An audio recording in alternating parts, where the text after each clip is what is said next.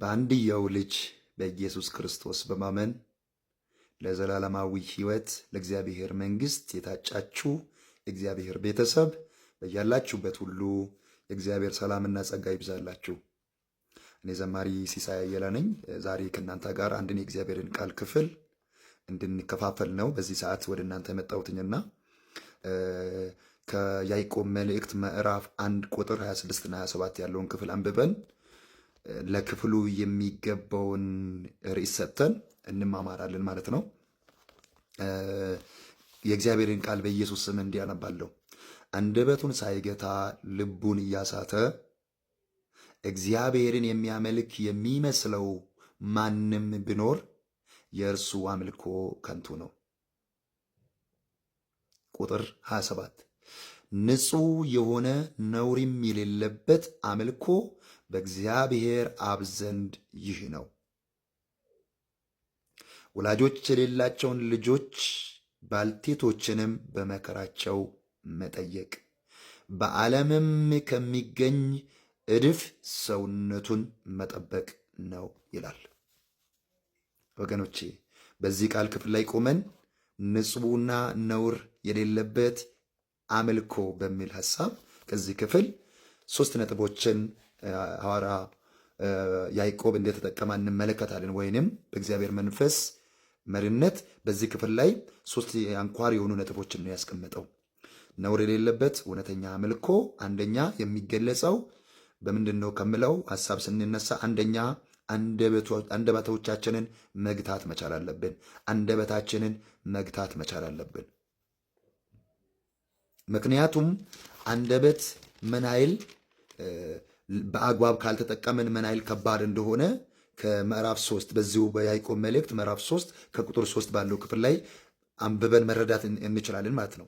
የእግዚአብሔር ቃል ክፍል በዛ ክፍል ላይ እንዲህ ይላል፣ እነሆ ፈረሶች ይታዘዙልን ዘንድ ልጓም በአፋቸው ውስጥ እናገባለን፣ ስጋቸውንም ሁሉ እንመራለን። ቁጥር 4 ላይ እነሆ መርከቦች ደግሞ ይህን ያህል ታላቅ ቢሆኑ በአውሎ ነፋስም ብነዱ መሪ ፈቃድ ወይንም የመሪ ፈቃድ ወደሚወደው ስፍራ እጅግ ታናሽ በሆነው መቅዘፊያ ይመራሉ። ቁጥር 5 እንዲሁም አንደበት ደግሞ ትንሽ ብልት ሆኖ በታላላቅ ነገር ይመካል። እነሆ ትንሽ እሳት እንዴት ያለ ትልቅ ጫካ ያቃጥላል። ቁጥር 6 አንደበትም እሳት ነው። አንደበት በብልቶቻችን መካከል አመፀኛ ዓለም ሆኗል። ስጋን ሁሉ ያሳድፋል፣ የፍጥረትንም ሩጫ ያቃጥላል፣ በገሃነምም ይቃጠላል እያለ ይቀጥላል። ስለዚህ በእውነተኛ አምልኮ ውስጥ ከሚገለጡ አንዱ ነገሮች ወይም በእውነተኛ አምልኮ እግዚአብሔርን ለማምለክ የመጀመሪያ ማድረግ ያለብን አንደበቶቻችንን መግታት መቻል አለብን። ሁለተኛ መልካም ስራ መስራት ነው። ከዚህ ክፍል የምንመለከተው መልካም ስራ መስራት እንዳለብን ባልቴቶችን በመከራ ወላጆች የሌላቸውን ሕፃናትን ልጆችን መጠየቅ እንዳለብን ነው ከዚሁ ከሐዋርያ ያዕቆብ መልእክት የምንረዳው ማለት ነው። መልካም ስራ ምንድን ነው? መልካም ስራ የምስራችን ለመላው ዓለም የማዳረስን ስራ መስራት ነው። ወንጌልን ለትውልድ ሁሉ ለፍጥረታት ሁሉ መስበክ ነው። ለዛ ዓላማ ተፈጥረናል። ኤፌሶን መልእክት ላይ ሐዋርያው ጳውሎስ በላከው በኤፌሶን መልእክት ምዕራፍ 2 ቁጥር 10 ላይ እንዲህ የሚል እግዚአብሔር ቃል ታያላችሁ።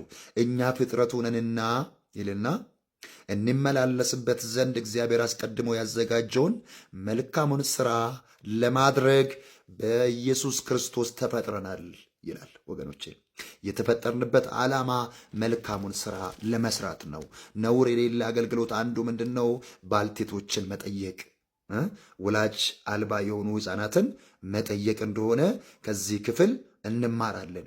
ሶስተኛውና መጨረሻኛው ከዚህ ክፍል የምንማረው ነውር የሌለበት አምልኮ አንደኛ ያየነው አንደበቶቻችንን መግታት መቻል እንዳለብን፣ ሁለተኛ መልካም ስራ መስራት እንዳለብን፣ ሶስተኛና መጨረሻው ከዚህ ክፍል የምንመለከተው ምንድን ነው?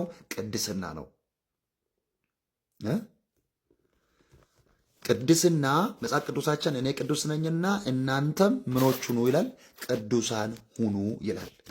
ቅድስና ማለት ከዚህ ዓለም እድፍ ከዚህ ዓለም ነውር ራስን መጠበቅ ነው። ስለዚህ ወገኖቼ እውነተኛ አምልኮ ምንድን ነው የሚለውን ከዚህ ከጥቂቱ 2 ቁጥር ብቻ ነው ያለውና ክፍሉ ላይ 2 ቁጥሮች ብቻ ላይ ቆመን ነው ያየነውና በደንብ ለማብራራት እግዚአብሔር በረዳኝ መጠን ሞክሬያለሁ። ስለዚህ 3 ነገሮችን ማድረግ መቻል እንዳለብን ከዚህ ክፍል መረዳት መቻል አለብን ማለት ነው።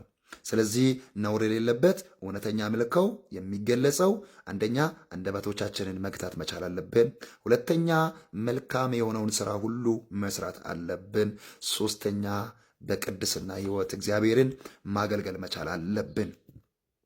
አምልኮ ከሰኞ እስከ እሁድ ጭምር የምንኖርበት ሕይወት የምንኖርበት አካሄድ እንጂ የሰንበት ቀን ብቻ ደንበኝነት ወይንም በሰንበት ቀን ጠብቀን የምንጫወትበት ድራማ አይደለም።